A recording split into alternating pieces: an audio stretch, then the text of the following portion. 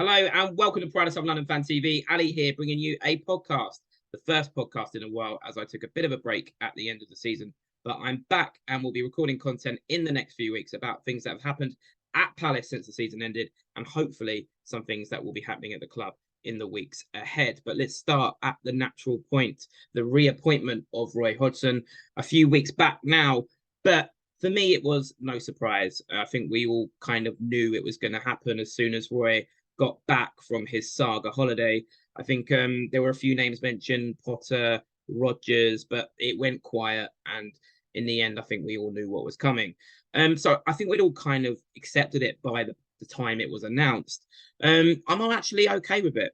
I understand those who are frustrated and see it as a regressive appointment based on the fact that there was a reason why we parted ways a few years back, and then we had what was a wonderful first season under Vieira, but things change, and things changed in that second season, didn't they, under Vieira?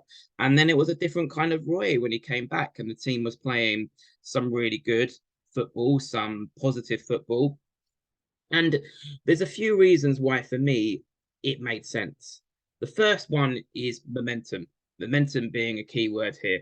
I can kind of see where Parish is looking at it. The players were happy, whereas they seemingly weren't under the coaching of the previous regime. And could we kind of bottle up what we had at the end of last season and hit the ground running next season, beginning at Sheffield United away? So, I'm a bit worried about Elise's injury kind of spoiling the momentum part, but Hamada seems to be doing well in preseason on that right-hand side. This is the big reason for me why I was actually in the end kind of hoping it would be Roy. When I was hearing other names, my heart was dropping a little bit. And that is because I had pure, insane paranoia about another manager coming in and messing up Eze again.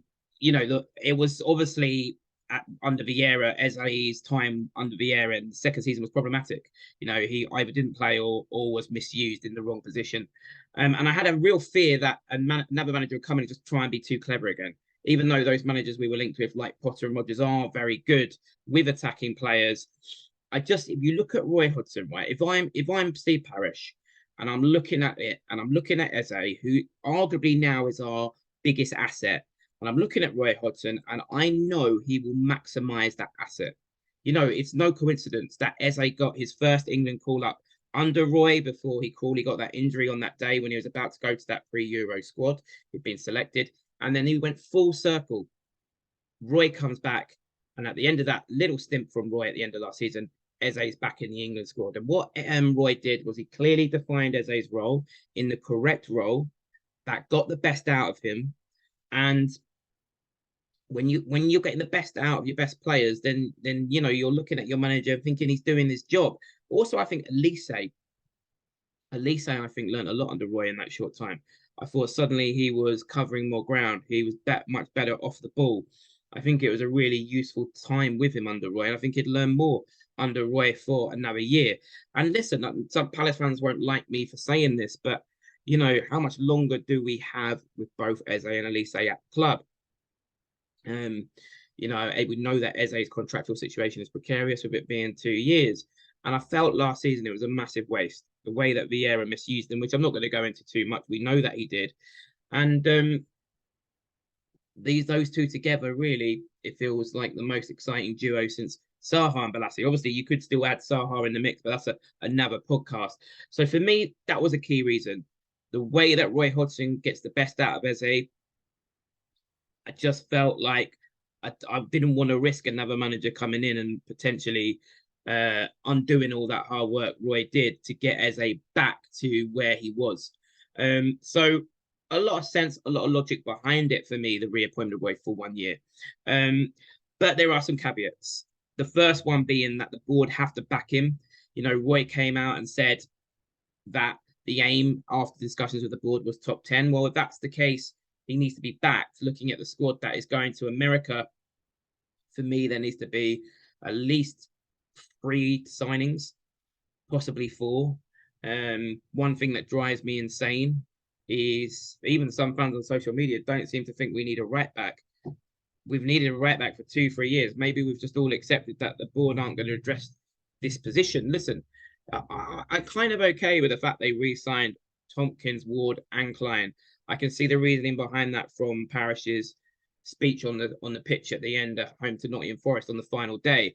That when he spoke about the importance of the likes of McArthur and Milivojevic in the dressing room, and with that experience gone, maybe he didn't want to take any more experience out of the dressing room. But we absolutely need a right back. There's a reason why teams consistently target our right hand side. And as much as I love Joel Ward and he put some good performance at the end of the season, we need a fresh right back in to supplement that. I think we need a left back to challenge Tyrick Mitchell, who for me stagnated a bit last season. We absolutely may need a left-hand sided player if Wilfred Zaha leaves. There's some good signs of the link with Franca. Hopefully that comes off. Hopefully we go for that even if Zaha resigns. And we all know that we need a striker. We've needed one since Roy's time at the club, which kind of sums it up. So if Roy needs to be backed, and hopefully he will. Listen, I'm not asking for ridiculous things to happen. I'm conscious that we are aiming to build the new stand, which I think should be a priority. When we came back to the Premier League, all the fans wanted us to sort of build the infrastructure of the club, which we've done brilliantly in the academy. So I'm not expecting, you have to be realistic. I'm not expecting us to throw loads and loads at it, but somewhere down the middle. The last caveat for me is I would like Roy to go for it more in the cups. His last time at his last stint, you kind of at the end you kind of expected us to go out the cups. As soon you get to the third, fourth round, and as soon as we got, I remember the last time we were drawn away. This was in the pandemic era, drawn away to Wolves, and you just kind of knew we'd go out because he wouldn't go for it.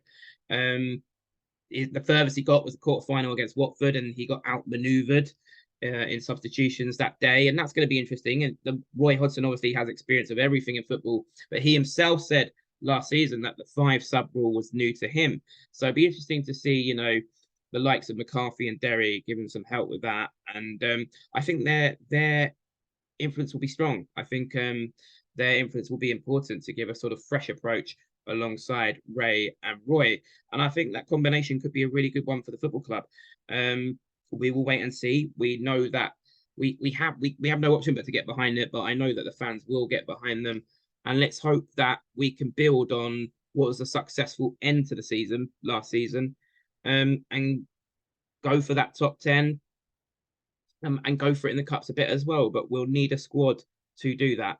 And we'll wait and see what news comes in the next few weeks on the transfer front. Let me know your thoughts in the comments below. What were your thoughts? I know it's a few weeks back now. What were your thoughts on the reappointment of Roy Hodgson? There'll be more content coming along in the next few weeks. As always, if you like this video, press that subscribe button.